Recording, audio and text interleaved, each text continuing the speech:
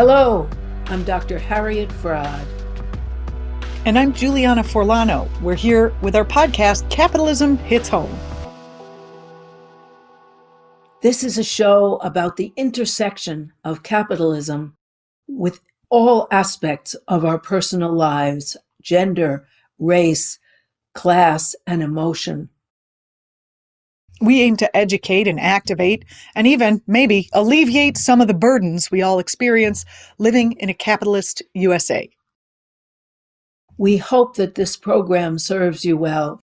It's brought to you by Democracy at Work.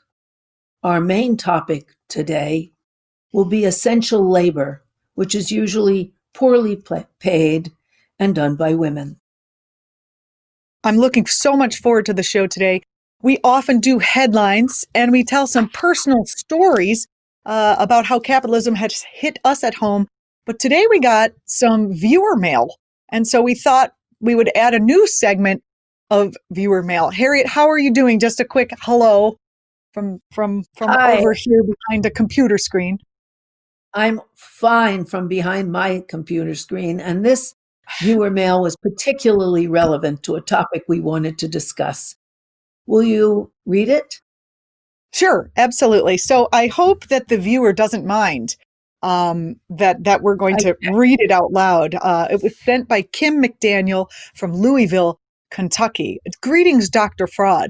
I'm an avid listener to Capitalism Hits Home, as well as Professor Wolf's podcasts. Perhaps on one of your programs, you and Juliana can explain why so many white women still voted for Trump.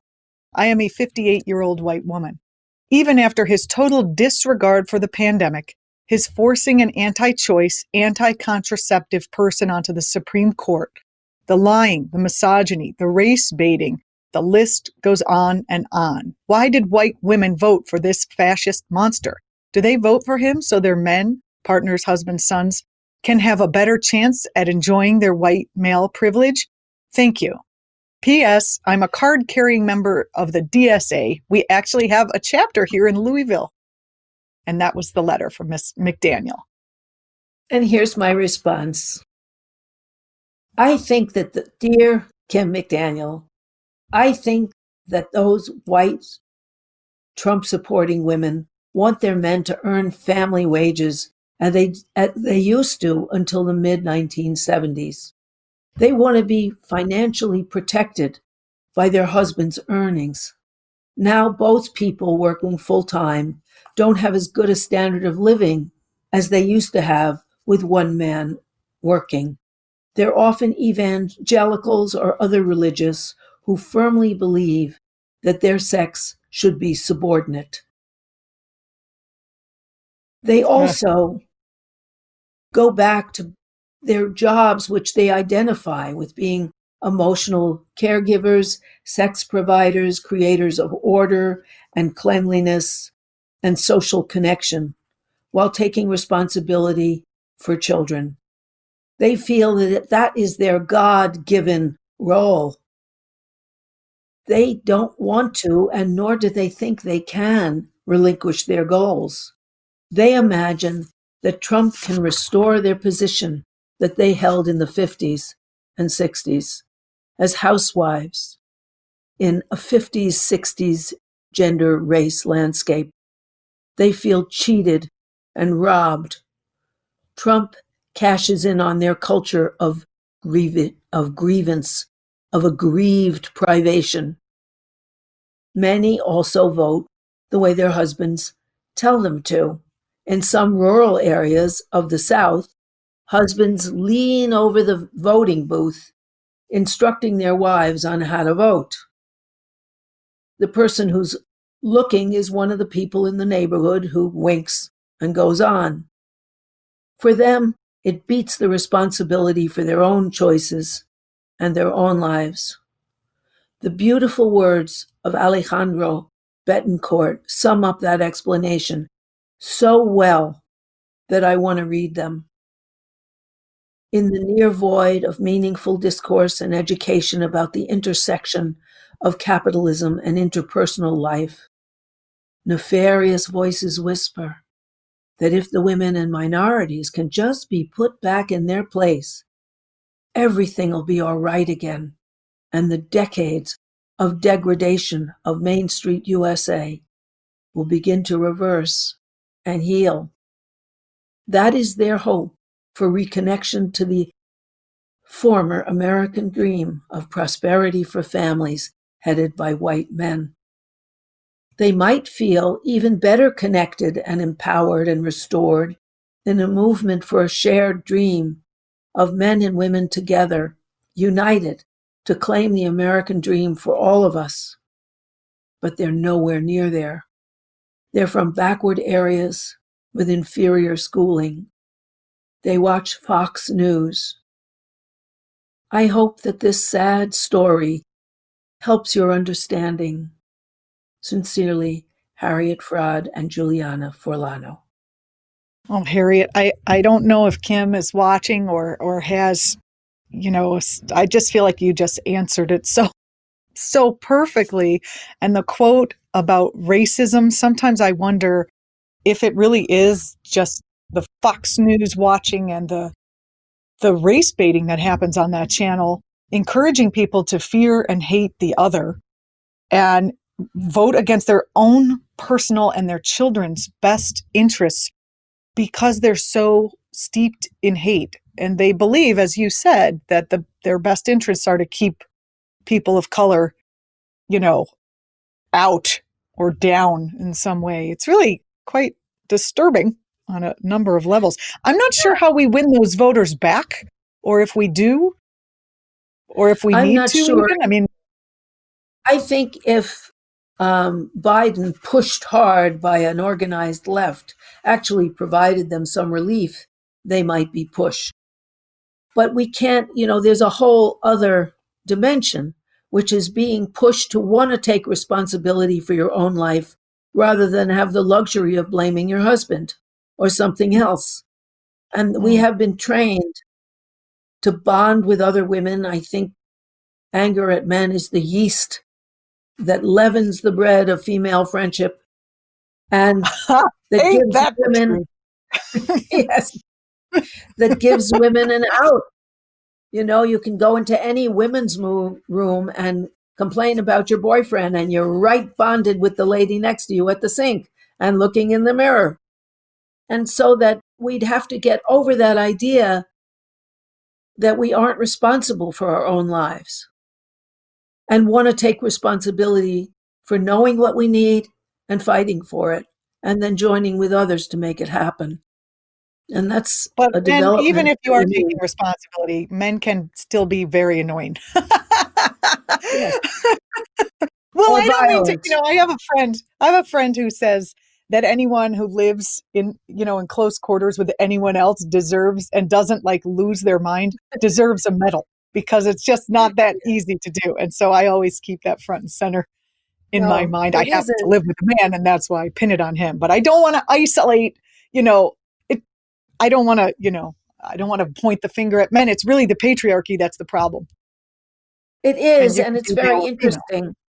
I was just reading an article about how women had much better sex, and so did men, in the Soviet bloc before 1989 when they became independent. And a woman was explaining why her daughter is too tired to have sex. She's always working. But she had a canteen. Stalin did away with that in Russia, but the satellite countries still had it. She had a canteen to pick up dinner for her family. She had creches and child cares and after school cares and summer camps for her children. They were trying to get women into the workforce and so that women could live independently on what they got. And so therefore, they had free divorce and abortion. They could write their own ticket. And they had much more leisurely lives, which allowed them to have better sex. It was an interesting analysis that I had never seen before. Also, Juliana, I was very excited this week to hear about Jacinda Ardern's bill. Jacinda Ardern is the socialist. Oh wait, Harriet, let's first. I'm sorry, I don't want to. That's what we're ahead. going to talk about in the second half of the program. But I do want to recommend. So Jacinda Ardern's bill, it's going to be amazing. So if you're watching us and there's a commercial break or a station identification break coming up soon, stay tuned because it's going to be great. But I do want to say that we really love getting your feedback. And it was just wonderful to have this question and to be able to answer it on air. So we do want to encourage viewer mail. Harriet, do you know how did this piece of mail get to you? Was it a comment in the YouTube page? Did someone email it to Democracy at Work to your attention? Do you know how would people get us viewer mail? Somebody emailed it to Democracy at Work for my attention, and I was delighted to get it an answer because we both feel that our mail is important and we always respond. So, and in this Absolutely. case, that question had been haunting me. Why did 55% of women vote for Trump? And Kim McDaniel had the same question, so it was a pleasure to address it. I also, on my other program, I had Greg Palast on, who's an investigative reporter. I'm sure you all know him. And he does deep dives into voter suppression. And these very depressing, highly depressing numbers of the amount of women and people who voted for Trump are inaccurate. And I don't understand why it's like without getting into the weeds, it seems like Trump has said, oh, there's voter suppression and it's not fair. This is the only election in the history of my life where it's the Republicans who've been saying, oh, this isn't fair. It's always been voter suppression on the left, or even the center left. So the numbers, this might just make you feel slightly better, of 50% of women, white women voting for Trump are inaccurate. Now, I can't give you the actual numbers. Greg Palast did say that millions of voters were not counted. Millions. He said it was about 0.6%, I believe, of the U.S. population, which sounds very minuscule, but it comes down to millions. So, take hope, maybe. Take hope. And definitely write us and give us your viewer comments. We really appreciate it. You can also put them underneath the YouTube because I read the comments in the bottom of the YouTube. And let us know if it's okay to use your name on the air. Also, I want to just say before we get into our major story here, we just want to thank everyone for supporting us. We are making headway to being self-supporting, which means we will be able to continue coming to you once a week, which we are very excited about because the news moves fast and we don't want to be, we don't want to be not able to keep up with that. We think that talking about capitalism at this time in history and how it affects us each individually is very important.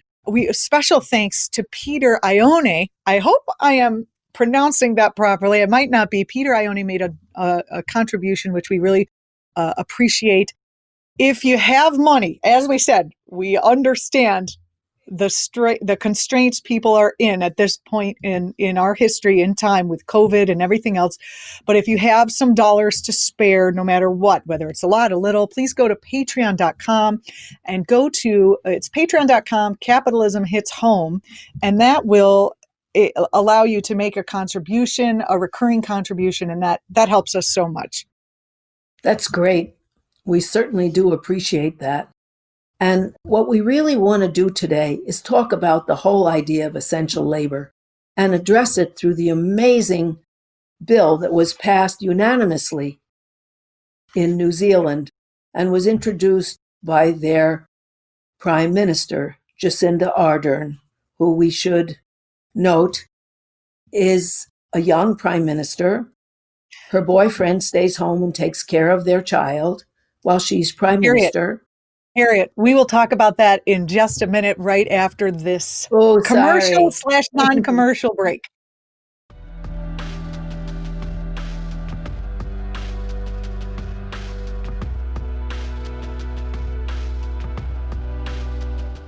So you're watching Capitalism Hits Home. Harriet, you were talking about the wonderful things that are happening out of New Zealand. Yes. Prime Minister Jacinda Ardern of New Zealand, who ran on the Labor Party, which is a socialist party, passed a bill with unanimous consent from the legislators. And that bill tackles the whole question of essential labor, which happens to be done mainly by women because it's caring labor, it's serving, it's assisting labor. And one of the problems that has always been there and is certainly there in the United States is there have been societies that have equal pay legislation. So that if someone is in the same profession, men and women are in the same profession together, they have to get paid equally for their work. However, 44% of American women work in pink-collar trades surrounded by other women, doing caring labor like being maids, home health aides, assistants to doctors, or they are doing extensions of a maternal role in preschools or in old age homes helping the elderly, or they are doing fixing up of things and emotional labor, caring for people. And that kind of labor had never been valued enough to be given economic compensation as that kind of labor. And that kind of labor in the United States is mainly done by Black and Hispanic women, who are the fast food workers, the short order cooks in McDonald's, and so on. And that's the same thing in New Zealand, where it's done by the Maoris or the island dwellers around New Zealand, who are people of color. And so they had to figure out, okay, how do we put a value label on this work? Because it's never been valued enough to be paid. And I for had example, a thought about when we were thinking about this topic, I had a thought about the fact that the reason it's not valued enough to be paid is because that emotional labor is something that the people who set up the economy, which were mostly men, often don't even recognize is a thing. And you and I were talking about the problem with capitalism and how it intersects here. And that capitalism kind of causes an increase in narcissism because in order to be successful capitalist or successful in a workplace that functions under capitalism, you can't really have empathy and compassion and things like patience and, the other things that narcissists generally don't have, mutuality, respect, honesty. These are all these things that are not considered valuable, especially now in late stage capitalism that we're living through. And so therefore, the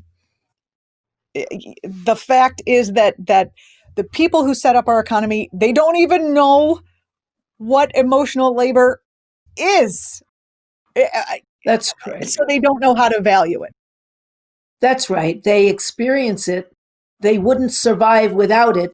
Children who aren't picked up and talked to and cuddled, even if they're fed and diaper changed, they have a disease called failure to thrive, where they never learn to walk or sit up or have any of the markers, because we all thrive because of emotional labor. And yet, because it was women's labor, it was considered eminence of the ovaries or something. And so it didn't have to be seen as labor. And one of the things that came out in defining emotional labor is the importance in jobs like nursery school caretakers or nursery school teachers or people who handle the elderly or nurses' aides or all of the things that involve emotional labor is you need emotional dexterity. You need to be able to put yourself in the other's place, but not be so enmeshed that they start crying, you cry too. You have to be able I've been there. to keep some kind of distance, right? So that you don't enmesh and lose all perspective, but yet You hold a person. You show them that they're heard. Also, listening, which was a skill many legislators said, that's not a skill. Everybody can listen. But listening to the messages that aren't articulated, listening with an eye to a person's past and what their personal meaning system is a very different task. And people can get burned out if they're listening to stories of sex abuse and violence all day. They can just be Get totally PTSD. burnt out. Yes, they can get PTSD vicariously.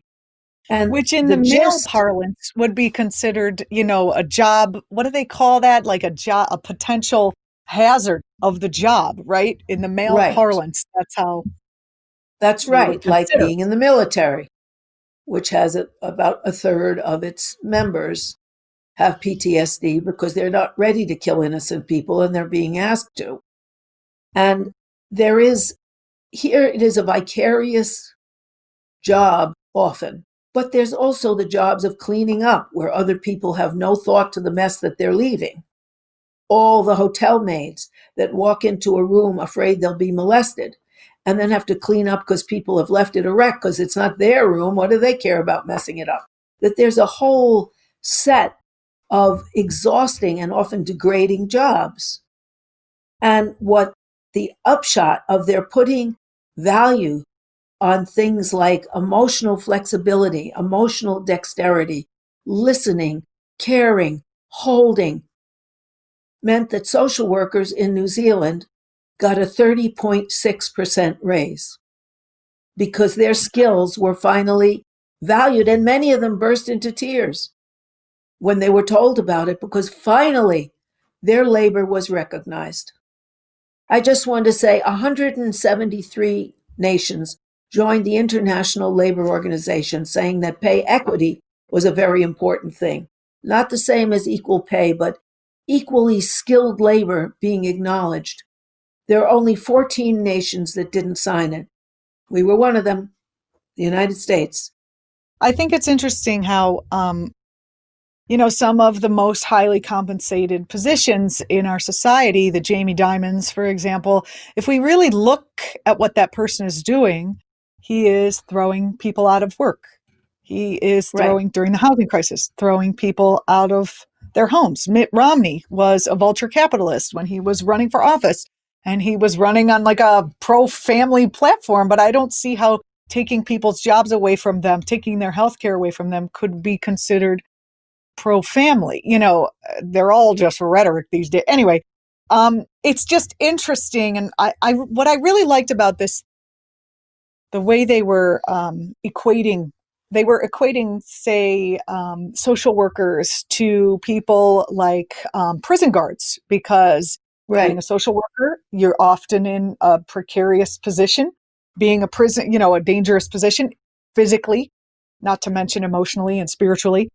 Being a prison guard, you are also in a precarious situation, but yet the prison is made for safety. That's a whole nother discussion about how they treat people like animals, etc. But the guards themselves are generally able to have safety precautions where social workers are not. And so it was just interesting when you break it down to what you're actually doing and you start actually respecting the things that are traditional, more female oriented roles. I don't know. I just think that's the beginning of a more just society. It You is. can't, And you know in what has the happened? foster programs, they say that there's like a awareness, acceptance, and then action. Before you can actually take any action, you have to become aware of what's happening. And just passing those laws or even having those conversations are making people aware that they have not been aware that women are contributing something, or that people in these positions who are able to have those kind of skills, they don't have to be women, are contributing something of value. And I feel like we really need to evolve from our economic bottom line to a humanitarian bottom line and move our economy from usury and rewarding usury to rewarding service. And we would all have a much better life if that was the We case. would. And also, during the pandemic, essential workers are those who provide food, who provide comfort, who provide care. They are not CEOs who are living off the rest of us. And this should show us that we have to reorganize our economy so that the cleaner who cleans up the hospital creates the same huge contribution as a surgeon who's paid 300 times more, or a nurse, or a nurse's aide. And so that we have to rethink what is essential to life and reward life. That's really pro-life. We have to be pro-life here. What we like to do as we come to the end of our show, and it feels like that was so fast, Harriet, that was fast. We like to give everyone sort of, it's great to be active in bringing on a new tomorrow, but that's a long-term goal. So in order to just live with what's happening, we like to give ideas, and we have about 2 minutes left for how people can support themselves. My thought is, it's a good idea to guard your mind, because the messaging of capitalism will if you ever believe that you're not worthwhile, that's capitalism talking to you. They need you to believe that you are not worthwhile so that you can then go buy something to try to assuage that wound. So just guard your mind is something I'm suggesting, and go where it's warm. There are still loving people. There are caring people. One of the reasons I was so excited to be part of this program is because I would be able to be closer in a working relationship with Harriet. So just that idea of going where it's warm, emotionally warm. I think that's what I would suggest. Harriet, your thoughts? I think that is very much along my line also, which is connection is what sustains people. Emotional connection and intellectual connections. And so as much as possible, connect even if it's on Zoom. There are people with your values out there. Connect with them. One of the things that also freed me.